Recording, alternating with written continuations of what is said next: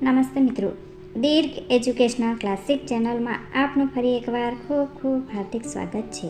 મિત્રો, આજે આપણે ચુનીલાલ મડિયાની નવલકથા વ્યાજનો વારસ 25મું પ્રકરણ જોઈશું. તો ચાલો મિત્રો, વિડીયો શરૂ કરીએ. સોનું સુવર્ણ પાત્ર. અમૃત અસ્વસ્થ છે. એક તરફથી એને સોંપવામાં આવેલું કામ ઝટપટ પતાવવાની ચતુરભાઈ તાકીદ કરી રહ્યો છે. બીજી તરફથી વહેમેલી નંદન આભાસાને એક ઘડી પણ રેડા નથી મૂકતી. ત્રીજી તરફથી વળી કોઈ વાર એને ભાઈ પ્રત્યે અનુકંપા પણ ઉપજે છે અને થાય છે, ચાલ ધોળેલા અફીનો વાટકો ધોડી નાખું. આવા ત્રિવિધ બળો વચ્ચે અમૃત ત્રિશંકુની યાતનાઓ વેઠી રહી છે. પોતાના કૃત્યના પરિણામો શા આવશે એની કલ્પના પણ અમૃતને અકળાવી મૂકે છે. હું કદાચ પકડાઈ તો નહીં જાઉં, કોઈને જાણ થઈ જાય તો શું થાય?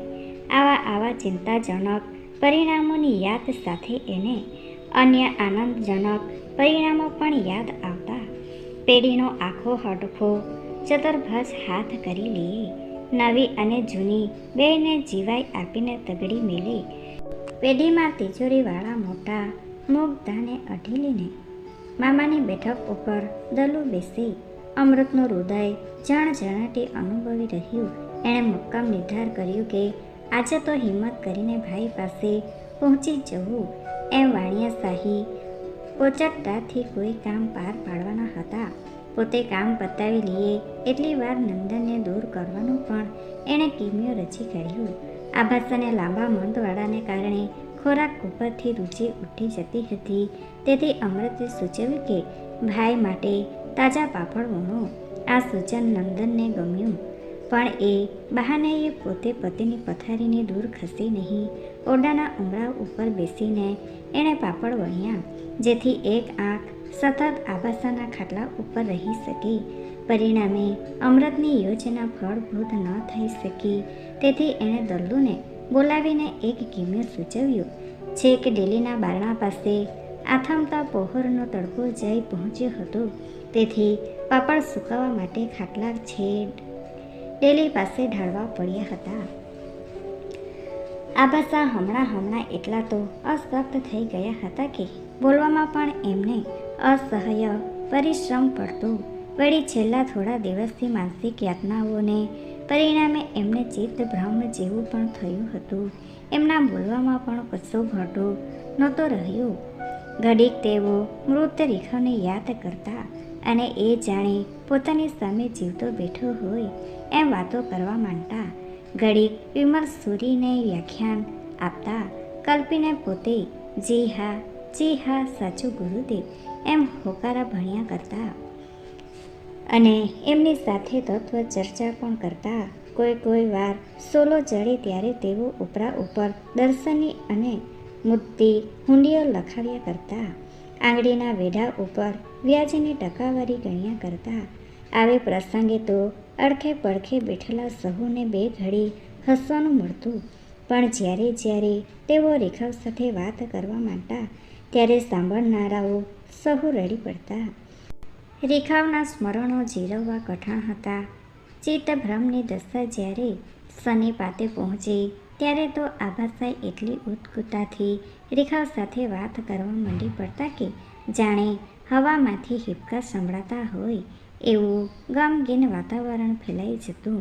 એક વખત તો એવું બન્યું કે સુલેખા એના નિત્યક્રમ પ્રમાણે નિયત સમયે સસરાજીની શુશ્રૂષા પાટે આવી ત્યારે ચિત્તભ્રમ આભાસાએ રેખાઓ સાથે વાતચીત માંડી અને એ હિબકતી હવામાં સુલેખા મૂર્છા ખાઈને ઊભી પછાટે હેઠી પડી ગઈ.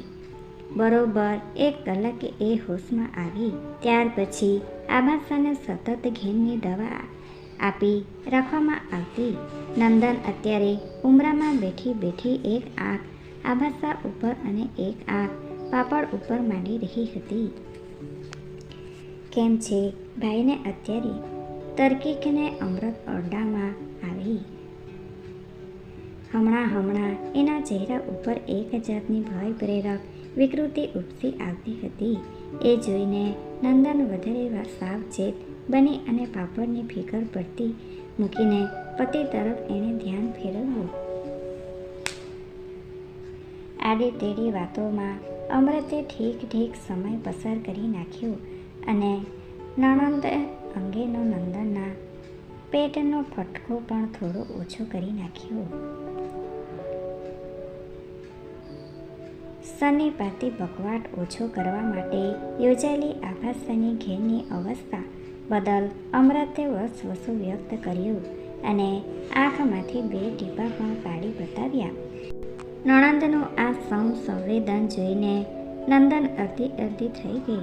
આવી પ્રેમાળ બહેન જે સગા ભાઈનો વાળ પણ વાંકો ન કરે એ અભેણ તો શે પાઈ શકે એ પ્રશ્ન નંદનને પચી રહ્યું અને પોતે નણંદને માટે બાંધેલા હલકટ ખ્યાલ બદલ જરા ક્ષોભ પણ અનુભવી રહી. છતાં આભાસાના ખાટલા ઉપરથી એ પોતાની નજર આગી નહોતી ખેંચવતી. પણ નંદન પોતાની નજર આગી ન ખેંચવે તો અમૃત થોડી એમ ને એમ બેસી રહી એવી હતી. એણે તો એનો વ્યૂહ ક્યારનો ગોઠવી રાખ્યો હતો. ડેલીનો આગળો ક્યારે ઉગડી ગયો એ નંદનને ખબર ન પડી. ઓચિંતી દલ્લુની હાક સંભળાવી. એ હે મામી, તમે તે પાપડનું ધ્યાન રાખો છો કે માખીઓ મારો છો? આ ગાય આવીને પાપડમાં મોં ઘાલે જ છે. એ હો ગાવડી. દલ્લુએ એવો તો ગોકેરો કરી મેલ્યો કે નંદન સડક ઊભી થઈને ડેલી પાસે દોડી ગઈ. જઈને જોઈએ છે તો ગાય ઊભી પાપડ ચાવે છે.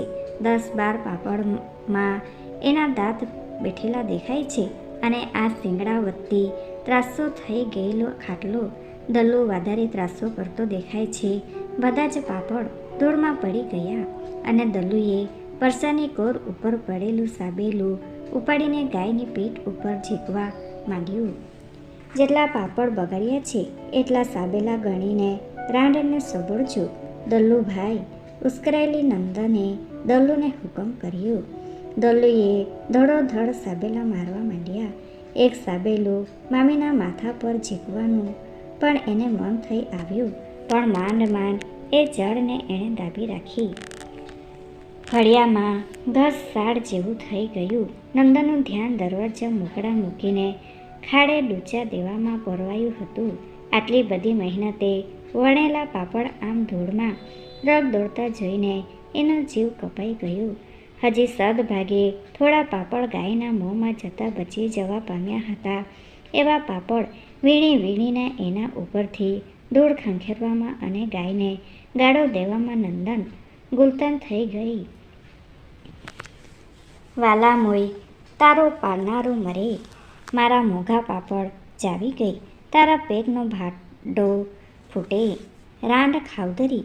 થોડી વારે જ્યારે દલુને લાગ્યું કે મામી પાસેનું ગાળોનું ભંડોળ હવે ખૂટી રહેવા આવ્યું છે અને હવે તેઓ ઊંચી નજર કરે એવો ભય છે, એટલે એણે હળવેક રહીને એણે ખૂણે પડેલી પાણીની કોઠી ઊંધી વાળી નાખી અને મામી માટે એ ચકચાર સૂનનમું કરવાનું નવું કામ ઊભું કર્યું.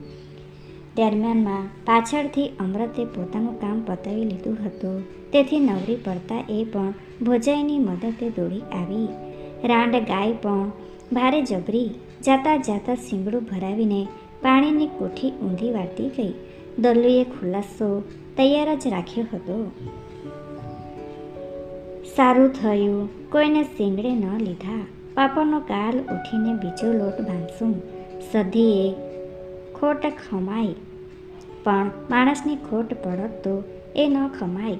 અમૃતનો ગુનાહિત અંતરાત્મા જાણે કે કશીક અમગવાણી ઉચ્ચારી રહ્યો હતો. ગાય આવીને પાપડ ખાઈ જાય છે એવી દલુની બૂમ સાંભળીને નંદન ઉંમરેથી ઉઠી કે તરત અમૃતે સાટલાના છેડા તળે સંતાડેલી ચીજ કાઢી અને આભાસનું મોં ઉઘાડીને એમાં ગરેડો કરવા લાગી હતી. આભાસનો બકવાટ ઓછો કરવા માટે એમને ઘેનની દવા આપવામાં આવતી, છતાં તેઓ સભાન અવસ્થા છેક ગુમાવી નહોતા બેઠા. એમની સ્વાતંત્ર્ય તો સતેજ હતી જ. પીણાનો સ્વાદ પરખાતા એમની સ્મરણ શક્તિ પણ જાગૃત થઈ અને ચતરભજ અમૃતની જોડાયેલી રચેલી તાંગડાની યાદ પણ તાજી થઈ. પણ એ તાજી થયેલી યાદ હવે કશા ઉપયોગની નહોતી. 2 ઘૂંટડા તો ગટાક ગળે ઉતરી ચૂક્યા હતા, પણ ત્રીજું અને છેલ્લું ઘૂંટડું જે હજુ મોંમાં હતું એને આબાસાએ ગળે ઉતરવા ન દીધું અને નંખાઈ ગયેલા શરીરમાં પણ જે રહ્યું સહ્યું જેમ હતું એ સઘળું એકઠું કરીને એક મહાપ્રયત્ને વળી તેમણે અમૃતના હાથને મોં વડે ઝાટકું માર્યું અને મોંમાં વધેલા અફીનો ઘૂંટડો ભીત ઉપર થૂકી નાખ્યો.